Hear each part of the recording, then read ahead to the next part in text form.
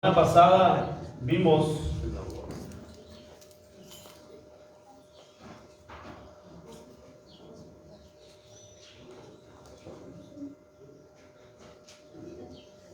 el ungimiento de Jesús para su sepultura. Este ungimiento que Jesús tuvo en la ciudad de Betania, ahí vimos en el libro de Marcos, capítulo 14, versículos del 1 al versículo 9. Encontramos a una mujer que derramó un perfume en la cabeza del Señor Jesucristo, hermanos. Hay un dibujo ahí medio curioso, ¿verdad? Porque todos estamos acostumbrados, hermanos, a ver la representación de la última cena como la dibujó Leonardo da Vinci, ¿verdad? Una mesa muy bonita, hermanos, y no había eso. Es más, ahorita cuando entremos al mensaje, les voy a adelantar un pequeño comentario, hermanos. ¿Recuerdan que les decía yo que había muchísima gente en ese lugar, en Jerusalén? Muchísima, toda la gente había venido a Jerusalén. Entonces imagínate, hermano, conseguir un lugar para celebrar la Pascua. Es como si tú llegaras, hermano, a Puerto Vallarta, bien saca de punta, a querer encontrar en temporada alta una reservación en el hotel que siempre te gusta, y te dicen, no, oiga, pues que ya está lleno, tenemos todo reservado desde... Entonces, tenían que hacer una celebración. ¿Tú crees que iban a encontrar un lugar? Y más así una mesa bonita, así como Leonardo da Vinci le representó ahí, ¿verdad?, a los apóstoles. Leonardo da Vinci tenía muchísima imaginación, hermano, muchísima imaginación. Fue un gran artista, ¿sí? Fue un gran artista.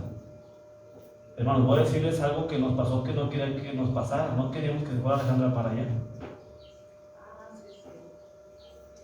¿Por qué se fue? ¿Qué nos dijo que no? Todo nos chamaqueó, ¿verdad? Sí. Como nunca está, no nos dimos cuenta que se había ido, ¿verdad? Entonces, vamos a ir a la escritura, hermanos. Versículo 10. Tenemos el testimonio de lo que esta mujer hizo con Jesucristo al derramar. ¿Cuánto costaba este perfume, hermanos? Vimos la semana pasada. 1 año de salario de un trabajador promedio. Es lo que esta mujer había hecho en la cabeza de Jesús al ungirlo con un perfume muy caro. ¿Sí? Entonces dice ahí el versículo 10. Entonces Judas Iscariote, uno de los 12, fue a los principales sacerdotes para entregárselo. Y ellos al oírlo se alegraron. ¿Por qué, hermanos? ¿Por qué se alegraron? ¿Por qué se alegraron? Y dice allí enseguida, y prometieron darle dinero a Judas y buscaban oportunidad para matarle. Recordemos, hermanos, que dice el versículo 1 del capítulo 14, hermanos, 2 días después era la Pascua y la fiesta de los panes sin levadura. Son 2 fiestas diferentes, hermanos. La Pascua y los panes sin levaduras eran 2 fiestas diferentes. La Pascua solamente se celebraba un día y los panes sin levadura 7 días. ¿Sí? Entonces dice ahí, 2 días después era la Pascua y la fiesta de los panes sin levadura. Fíjate lo que dice enseguida, no te enfrasques en eso.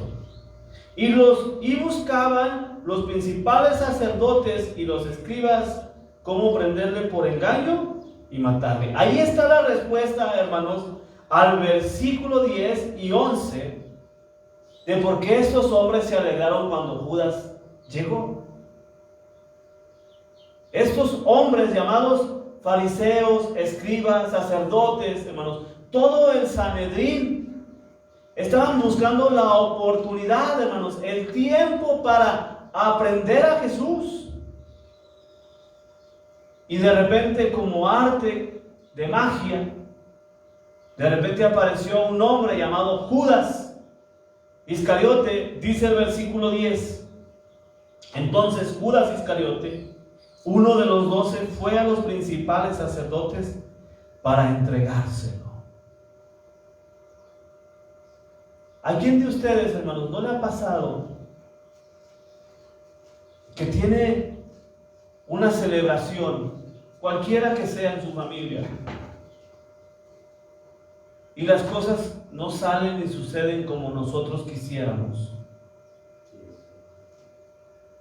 De repente ya pasó cualquier situación y ya no estamos cómodos. Aunque esté detrás de nosotros. Esto está pasando, hermanos, atrás de Jesús. Este hombre llamado Judas Iscariote se fue, se salió, y él sabía a dónde tenía que ir. Pero también en el corazón de Judas Iscariote, hermanos, se había depositado, hermanos, un odio hacia su mismo maestro. Judas ya había escuchado, Judas ya había visto los altercados que Jesús tenía contra este tipo de personas. Entonces Judas tenía el conocimiento de que a Jesús lo querían matar, y mínimo lo querían apresar. Y este Judas llega con los principales sacerdotes, dice el versículo 10, y él dice el 11, ellos al oírlo se alegraron y prometieron darle dinero, y Judas buscaba la oportunidad para entregarle, hermanos. No era el momento correcto para entregar a Jesús. ¿Por qué, hermanos? ¿Por qué? ¿Por qué no era el momento correcto? Porque era la celebración de la fiesta. Miren, ahora sí ya me apareció la alabanza que estábamos cantando hace rato. Que hace rato no me apareció. Entonces, si nosotros vamos a los relatos anteriores, hermanos, que hemos considerado la venida oficial del Rey, de Jesús, a Jerusalén, hemos visto durante estos pasajes anteriores la historia de su rechazo y el anuncio de que Jesucristo mismo anunció su muerte. Pero sin embargo, ese no sería el fin, porque eso también nos ha hablado de su resurrección y de su regreso en gloria, hermanos. Pero esta gente no está entendiendo el mensaje de Jesucristo. Judas no había entendido que Jesús sí o sí iba a morir. ¿Por qué? Porque Él lo había declarado, porque Él lo había dicho. La próxima semana vamos a ver algunas cosas que a ustedes les van a inquietar. Vamos al versículo 11. Ellos al oírlo se alegraron y prometieron darle dinero, y buscaba la oportunidad para entregarle.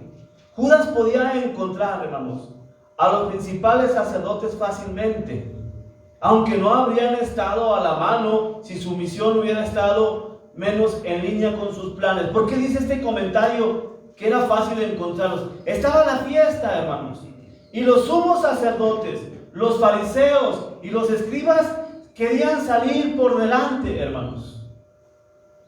Me escribió un hermano, me dijo: hermano, quiero ayudarte con tu página del Redil, quiero hacerte promoción para que llegues a más personas. No, así déjalo. Mándame la liga de tu perfil y yo me encargo de meterte ahí para que todos hagan. No, así me siento a gusto, regándola yo, hermanos. Como el viernes pasado que hice un video y luego se cortó y luego se me cayó mi guitarra y se me quebró, y así me siento yo bien. Aprendiendo, echando a perder, aprendo. Estos hombres, hermanos, querían andar como la crema y nata entre el pueblo ahí, que la gente viera que era un fariseo. Entonces Judas no se la complicaba: voy a buscar a los sacerdotes, a los principales, y voy a entregárselos, voy a decirles que yo se los voy a entregar. No era difícil hacer ese trabajo. El trabajo sucio, hermanos, a veces no cuesta. Dice el libro de los Proverbios, hermanos, que 4 cosas aborrece Jehová. Y dentro de esas 4 cosas está una que dice: los pies presurosos a hacer el mal, a hacer lo malo. ¿Y cuántas veces, hermano, nosotros no hemos caído en ese pecado, en ese problema? Y esas, Dios las aborrece. Esa cosa en específico, Dios la aborrece. Los pies presurosos para hacer el mal. Los ojos altivos. Las sangres, las manos derramadoras de sangre. ¿Sí recuerdan ese proverbio?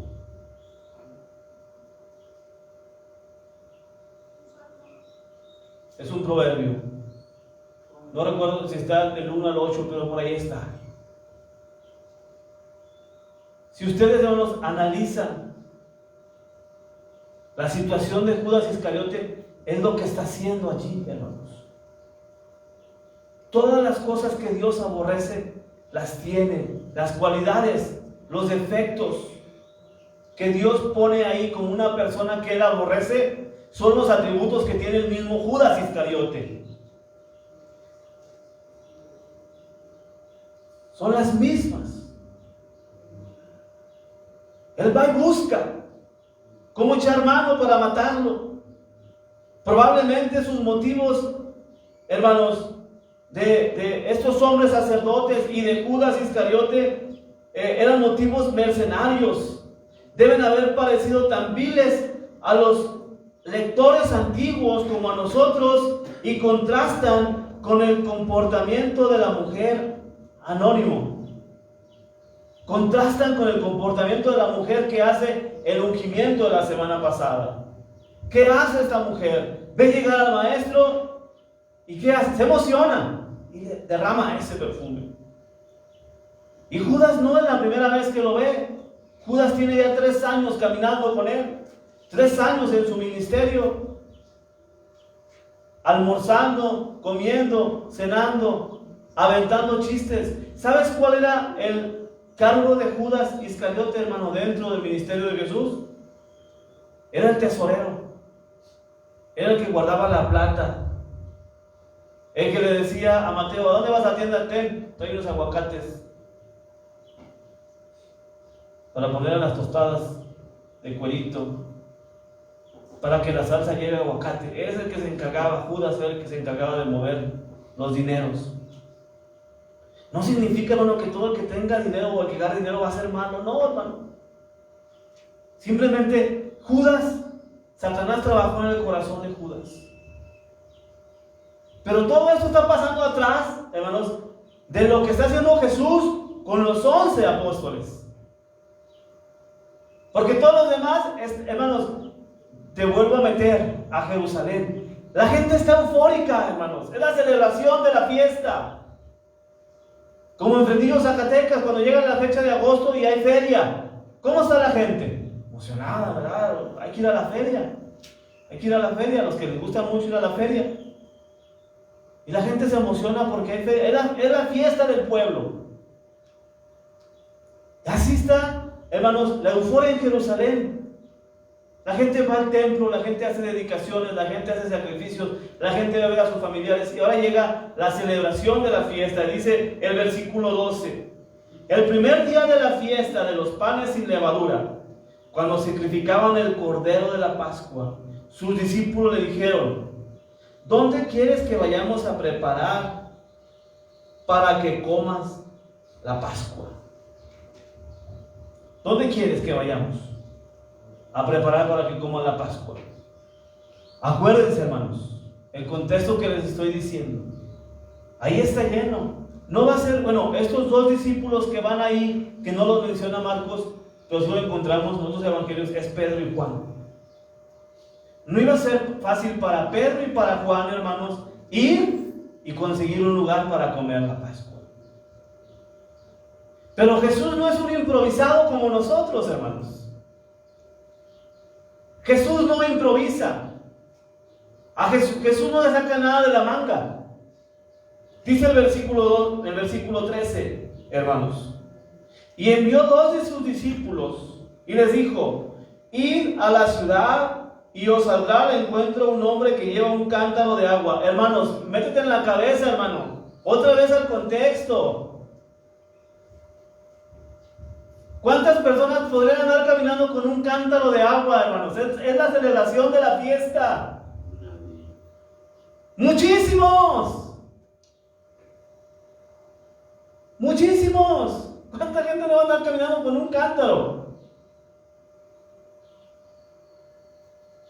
¿Cuánta gente no va a andar caminando con un cántaro? Jesús, fíjate, bueno, cómo únicamente les da unas reseñas que a mí me vuelan la cabeza. Id a la ciudad y os saldrá al encuentro un hombre que lleva un cántaro de agua. Síganlo, dice Jesús. Síganlo, no le pregunten nada, síganlo a él. Y donde entrare, decida al señor de la casa. El maestro dice: ¿dónde está el aposento donde he de comer la Pascua con mis discípulos? Y él os mostrará un gran aposento, alto, ya dispuesto, preparad para nosotros allí. Jesús no improvisó absolutamente nada, hermanos. Yo pienso que mientras ellos andaban allá en sus cosas, Jesús ya había reservado un lugar, un aposento alto, para celebrar la fiesta ahí con él. Es como la celebración de cualquier persona. Yo tengo unas amigas, ¿sí?, en común, de Alejandro y mía, y su hija va a cumplir 15 años y me dice: va a ser ahí cerca de tu casa, ahí enfrente de tu casa. Ah, órale, ¿cuándo es? Ya me dice la fecha. Faltan como 5 meses y ya apartaron el salón. No hay que improvisar nada, ¿verdad? No hay que improvisar nada. Es una celebración. ¿Está mal? No, está bien.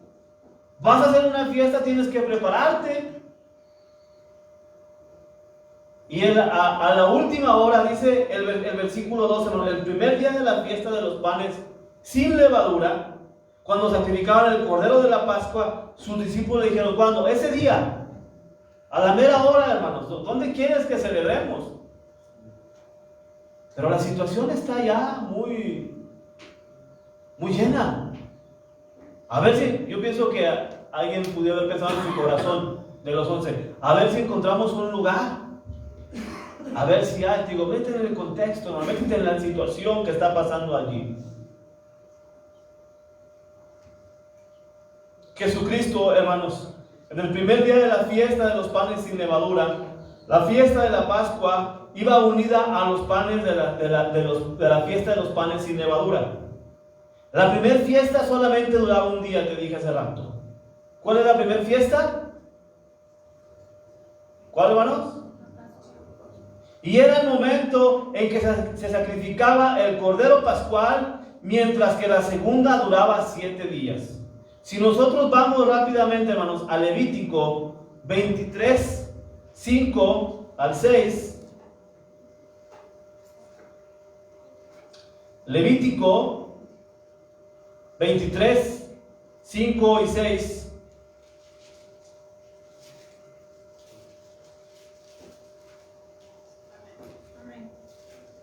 ¿Lo tenemos?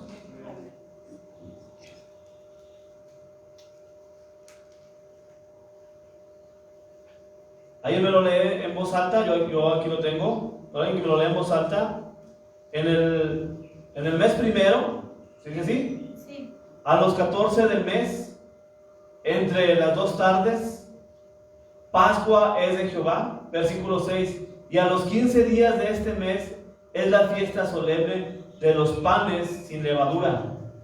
¿Cuánto dice ahí? 7 días comeréis los panes sin levadura.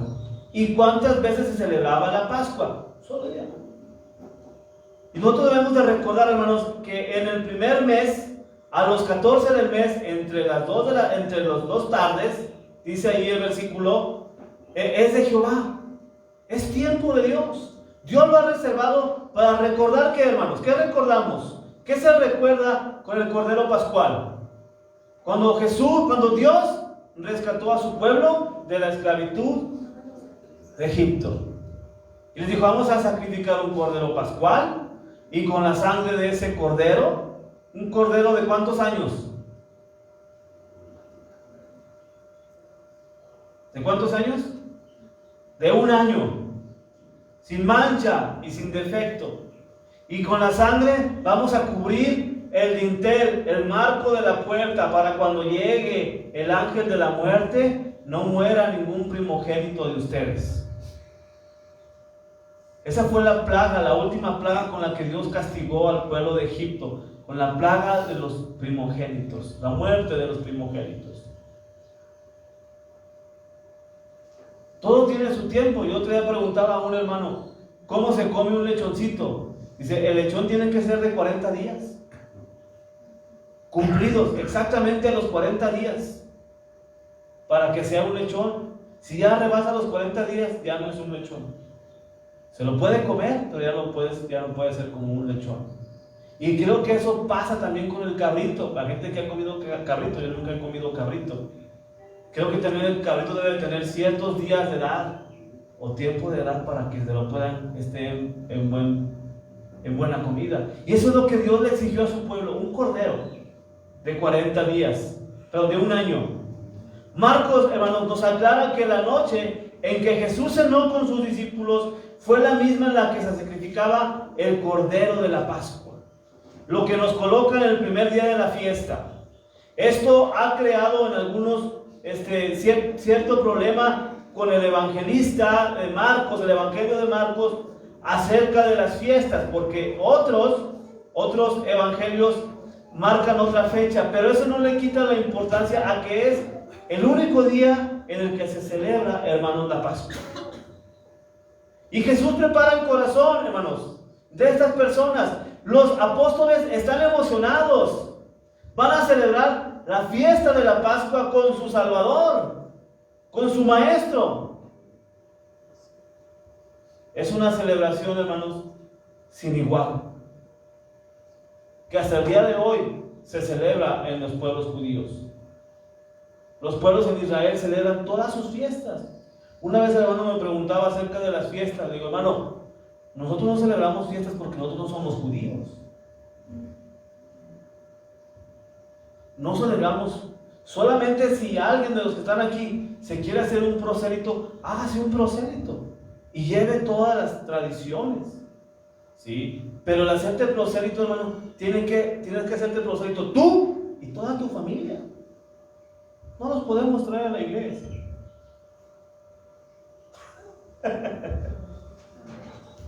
Ahora hacernos un prosélito para celebrar fiestas. ¿Me explico?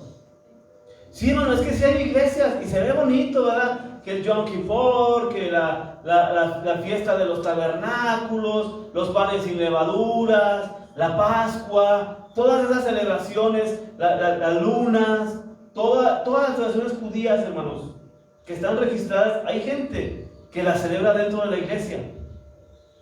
Y esas fiestas, esas celebraciones, eran un tropezadero para los primeros cristianos. Pablo, hermanos, peleó. Pablo peleó con Pedro, porque Pedro enseñaba a la iglesia a judaizar. Y luego llegaba Pablo con un mensaje libertador al gentil, hermanos. Y Pablo decía, ahí traje unos camarones para que los preparen. Y había hermanos que decían, no hombre, camarones no vamos a comer, nosotros somos judíos. Y le decía Pablo, tú eres más totonaca que qué cosa. No, pero Pedro nos enseñó que no se debe de comer eso porque nosotros, no, por favor. Si al mismo Pedro se le apareció Jesús diciendo, Pedro, mata y come. No, pero yo no, mata y come. Señor, pero nada en mi boca inmunda. ¿Cómo de que no? Si hasta me negaste 3 veces. Bueno, sí, pero de eso no. Mata y come, Pedro. No llames inmundo a lo que yo he creado. Un nuevo pacto, hermanos. Un nuevo conocimiento. Una reconciliación con Dios y con toda su creación.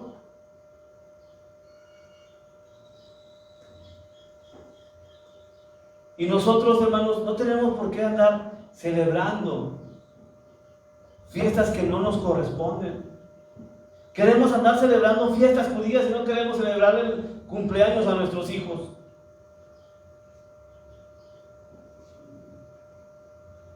Ahí se andan peleando los cristianos por si debo de ir a la graduación de mi hijo o no debo ir a la graduación, porque en la Biblia no dice que hay que celebrar las graduaciones. ¿En serio? He visto ese tipo de comentarios ahí, ¿verdad? Tampoco dice que se deben de celebrar los 15 años. Pues no vayas, no te van a dar pastel. Yo he puesto ahí en discusiones donde hermanos muy legalistas dicen, pero tampoco dice que se deben de celebrar los cumpleaños. Yo pongo, cuando esta persona vaya, no le den pastel, ni Pepsi, ni Coca, ni gelatina, ni ensalada, no le den nada. Se le quite. ¿Me explico? Si hay caguamas, no le den ni caguama. Pero a nadie, ¿verdad? A nadie. Voy a decir, no, el pastor dijo que si ya caguamas, que también me dieran. Vamos ahí a Juan 19:31, hermanos, por favor.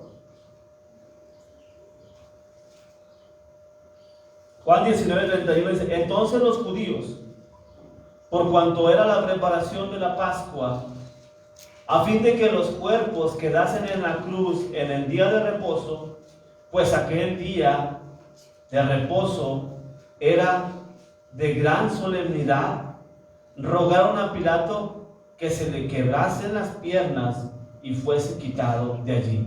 Este versículo, ¿por qué te lo leo? Por la controversia que hay con el Evangelio de Marcos, ¿sí? Acerca del primer día, porque aquí dice en Marcos que es el primer día de la Pascua, cuando la va a celebrar con sus discípulos, y allá dice en Juan que es el primer día de la Pascua, cuando le quiebran las piernas. Es una controversia que existe ahí.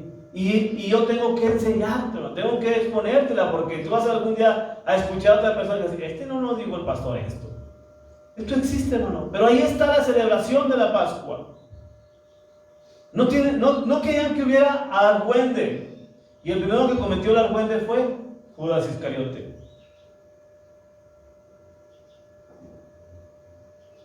Yo no odio a nadie. Pero hay dos pastores, ¿sí?, con los que no hago tregua, no me llevo con ellos, ¿sí? No que no me lleves, que no les hable. Tampoco me caen mal, simplemente pues no congeniamos en muchas ideas, ¿sí?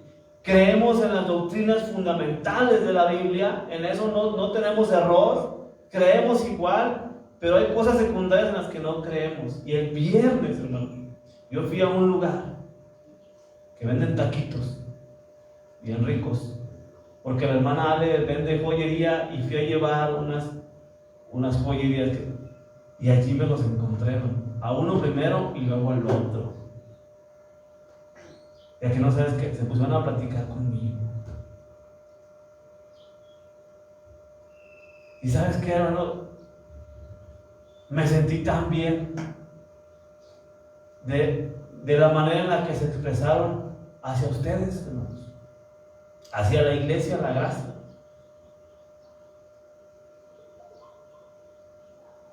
Y no de mí, hermanos. Uno de ellos decía, no, hermano, es que tu iglesia, es que tu iglesia, es que tu iglesia, es que tu iglesia.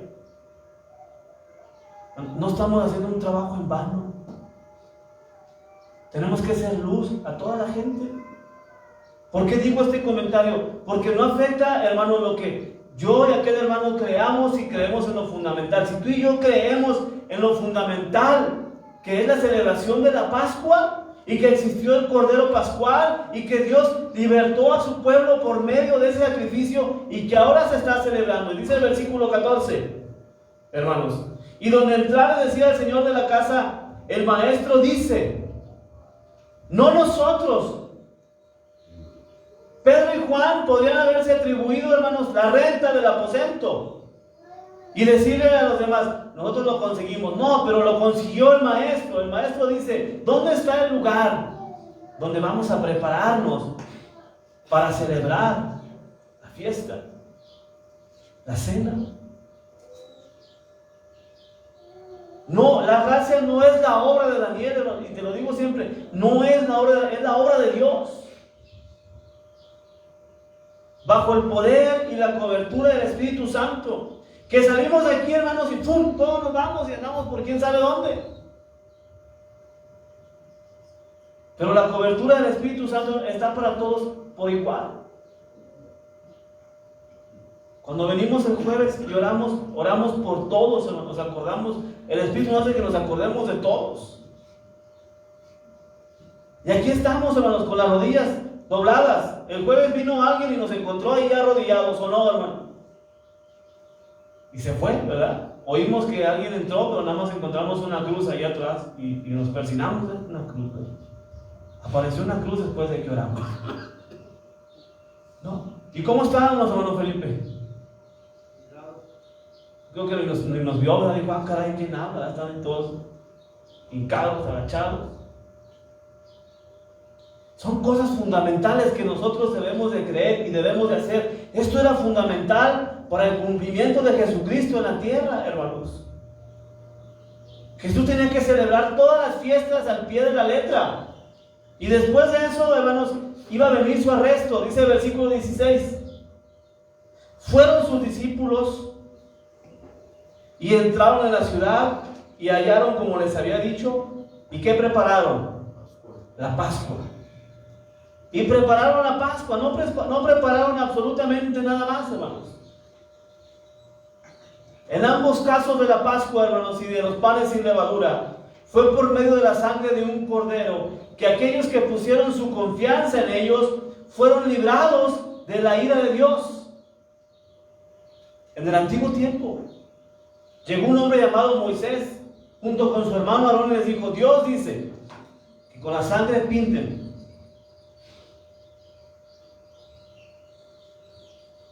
Había que creer, hermanos. Había que confiar. Había que confiar. En Egipto, hermanos, los israelitas que pusieron la sangre en el dintel y los postes de las puertas no fueron heridos por el ángel exterminador. Eso lo encontramos ahí en Éxodo 12, 22 y 23.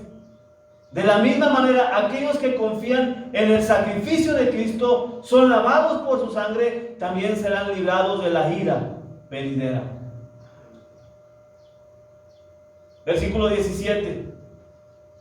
Y cuando llegó la noche, vino él con los 12.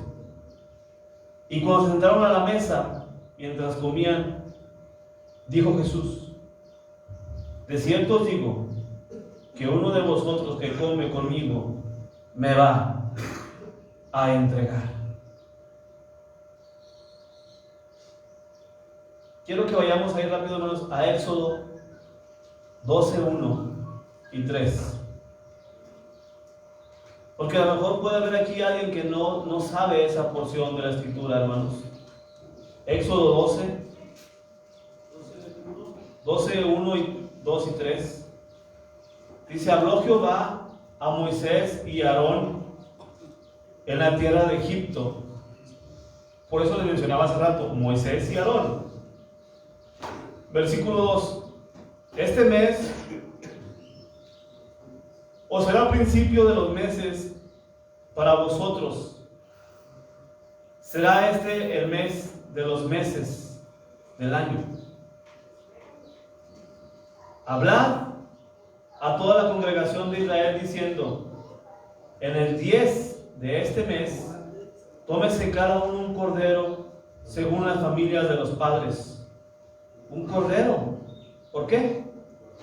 Por familia. Y viene la preparación del lugar, hermanos. Los discípulos le preguntaron a Jesús dónde quería que fuera a preparar y comiera la Pascua. Sin duda su preocupación era razonable, hermanos. Sobre todo si tenemos en cuenta que miles de judíos habían llegado en esos días a Jerusalén con el mismo propósito, lo que hacía que la ciudad estuviera abarrotada de peregrinos y que todos ocupaban un alojamiento. Pero Jesús hace una afirmación y dice, uno de vosotros que come conmigo me va a entregar. En esa noche el Señor iba a anunciar el establecimiento de su reino. Y fue entonces cuando sacó a la luz que Satanás había logrado infiltrar en aquel aposento alto a un traidor que estudiaba cada uno de sus movimientos con el fin de entregarlo a los principales sacerdotes para que lo mataran. Sin embargo, aunque pareciera que esta sorprendente contrariedad podía echar a perder todos los planes de Cristo, en realidad iba a servir únicamente para cumplirlos. Nada de lo que allí estaba ocurriendo quedaba fuera de los planes de Dios, y aún el hecho de que fuera uno de los discípulos íntimos del Señor, esto también había sido anunciado antes por las Escrituras. El Salmo 41:9 dice: aún el hombre de mi paz, en quien yo confiaba, el que de mi pan comía, alzó contra mí el calcañar. Yo tengo una pregunta, hermanos. ¿Nosotros realmente somos íntimos de Jesús? ¿Qué pudiera pasar si nosotros traicionamos al Señor? ¿Cómo se le llama ahora traicionar al Señor? ¿Cómo lo llama la Biblia? El negar a Jesús. Después de que tú crees y luego niegas sus hechos, niegas la fe, ¿cómo se le llama? Al que me diga, le voy a dar un traguito de mi café. Está bien bueno. Desde este lado, Alejandro, te ganaste, ¿verdad? Apostatar, hermanos. ¿Se llama la apostasía? Sí es cierto. Se llama la apostasía, se llama apostatar. Pero aquí Judas no estaba apostatando, aquí Judas estaba llevando a cabo el plan, hermanos, que Satanás había puesto en su corazón. ¿Cuántas veces en tu corazón, hermano, no ha pasado que dices, ¿será verdad lo que creo o no será verdad? ¿Aquí le paro o ya no le sigo? Hermanos, yo cuando me metí así a estudiar cosas turbias acerca de la apologética, a estudiar y leer libros apócrifos y a leer oraciones coptas y un montón de cosas extrañas, hermano. Mi fe yo estaba así, hermano, así.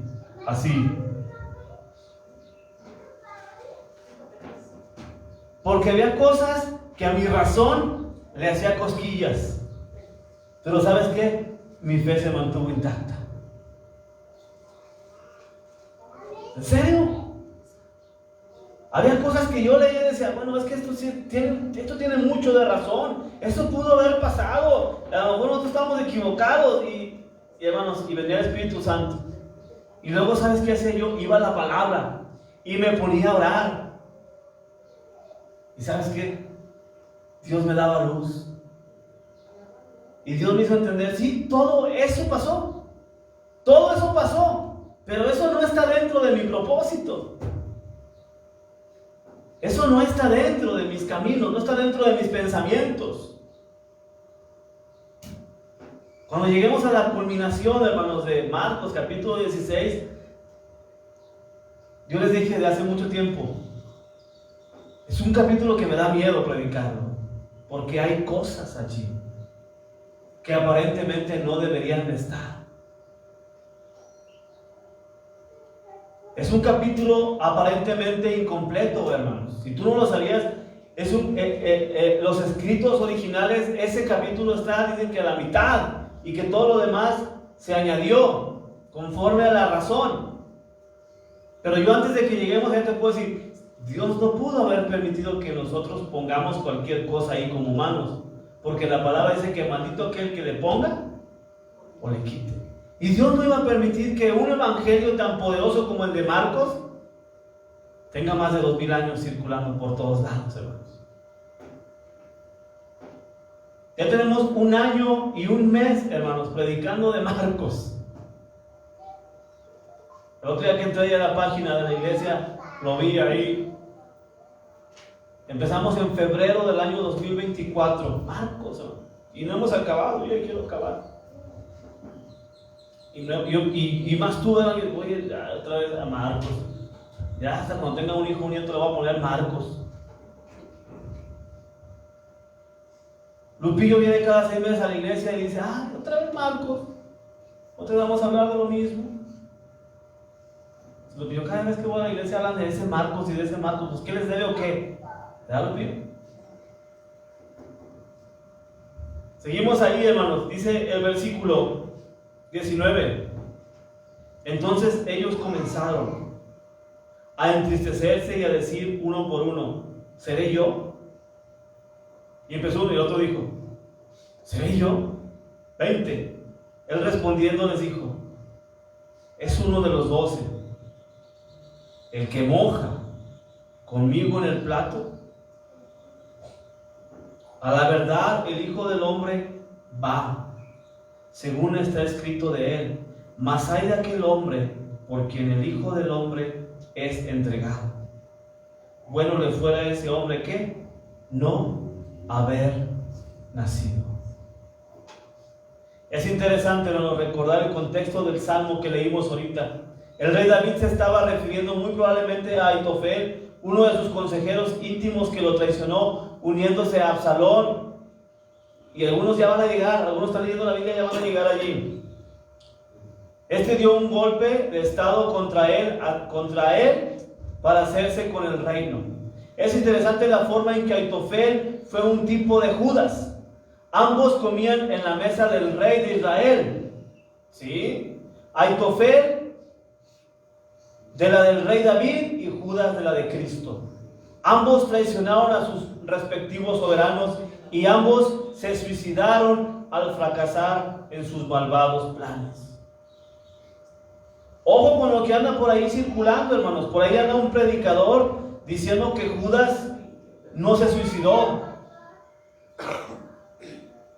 Y que si Judas se suicidó, está en el cielo porque se arrepintió de lo que hizo. Pero recordemos una cosa, hermanos. Una cosa es el remordimiento y otra cosa es el arrepentimiento. Y eso es lo que pasó con Judas. Tuvo remordimiento. Cuando las cosas empezaron a poner... Hermano, otra vez te invito, metámonos al contexto, al tiempo. No hemos llegado a ese tiempo, pero cuando apresaron a Jesús, toda la gente que había... Venían los sacerdotes y venían los guardias y toda la gente... pues, ¿qué está pasando? Pues, van a arrestar a alguien, así como ahorita, ¿verdad? Pasa alguien y ve el cheque y ya puede, algo pasó, ¿verdad? Y la gente se para, a ver qué, y otra más gente y otra... Y allá la gente pasó. Van a agarrar a Jesús. ¿Cómo? Y, hermanos, era un gentío. Ubiquémonos, hermanos, del tiempo. Ubiquémonos en lo que está pasando. Otro detalle importante es que cuando Jesús se refiere a la persona que le iba a entregar, dijo, el que era alguien que come conmigo. Y el Salmo aclara, el que de mi pan comía. Judas nunca se había negado a comer el pan de Cristo. De hecho, durante esta última cena, Jesús le dio un bocado de pan mojado en la mesa y él no lo rechazó. Eso no está aquí, hermanos, pero está en Juan 13:26. ¿Sí? Y dice de la siguiente en Juan 13:26. Te lo leo, hermano.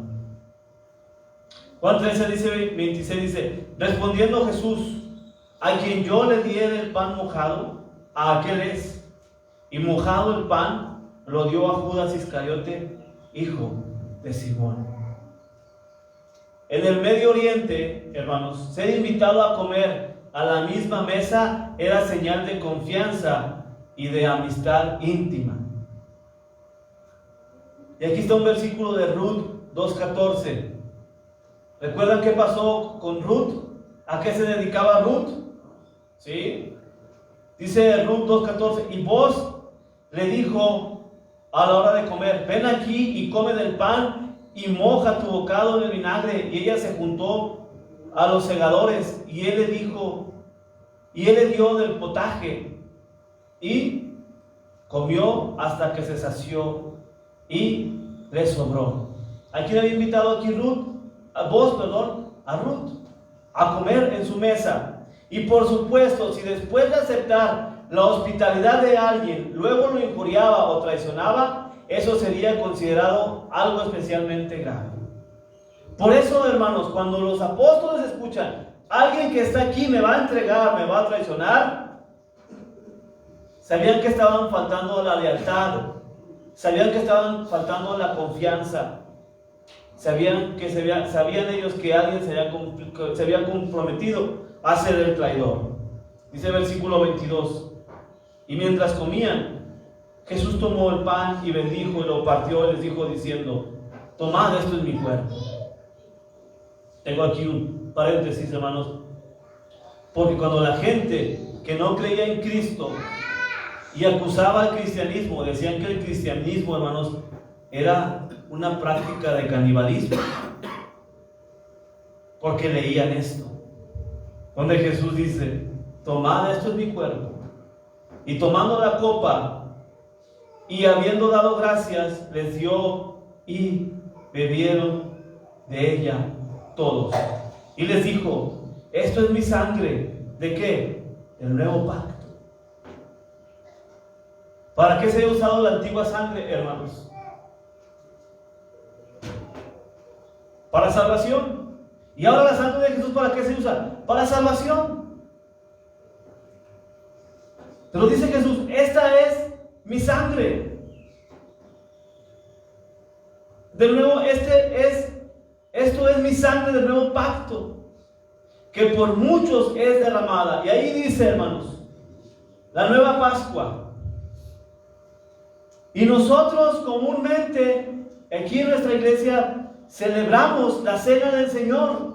Y cuando comemos el pan, leemos ese texto, porque recordamos, hermanos, que Jesús lo dejó instituido. Y cuando bebemos el jugo, recordamos que es la sangre de Cristo. Y cuando consumamos esa celebración de la cena del Señor, es porque lo estamos haciendo en memoria de Él. Porque ahora Él tiene un nuevo pacto. Nosotros estamos bajo un nuevo pacto. El pacto de la gracia soberana de Dios. Que ya no somos salvados por un cordero pascual, sino que Dios dispuso de un nuevo cordero, el nuevo cordero que quita el pecado del mundo. Y ese es Jesucristo. Comenzaron a entristecerse, hermanos, y a decirse uno al otro, ¿seré yo?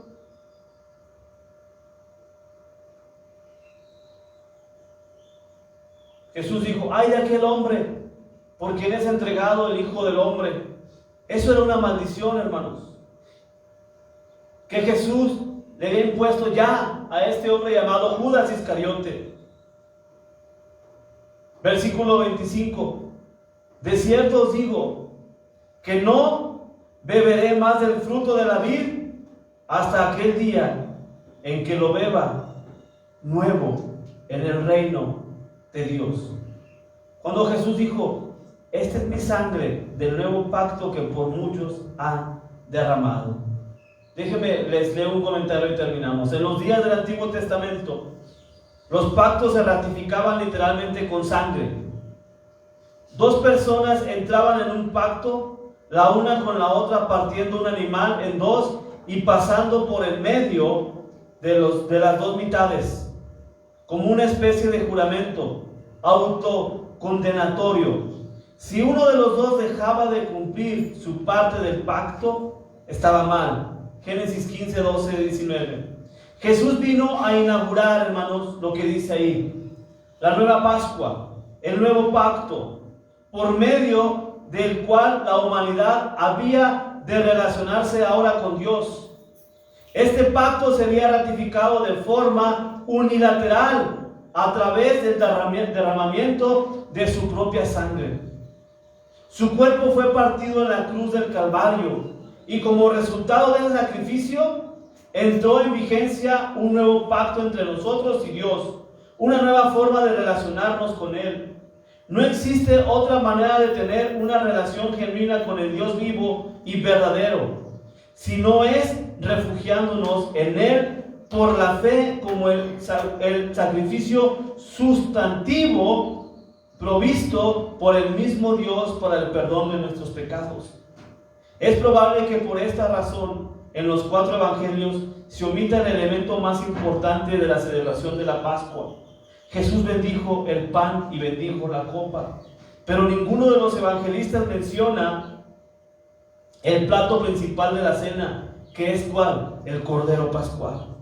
Ese Cordero estaba sentado a la mesa, no como era representación, sino ahora como una realidad. Así como los israelitas comieron el Cordero Pascual la noche antes de su liberación de la esclavitud en Egipto, al día siguiente Dios habría de proveer salvación y liberación por medio del sacrificio de su Hijo. Él es el Cordero de Dios que quita el pecado del mundo. Juan 1:19. A partir de ese momento, los verdaderos creyentes habrían de celebrar esta cena con un significado distinto. La nueva Pascua, el nuevo pacto. Es como si Jesús hubiese dicho: ya no es en memoria del Éxodo, ahora es en memoria de mí. Y eso es lo que yo quiero, hermanos, que nosotros enfaticemos.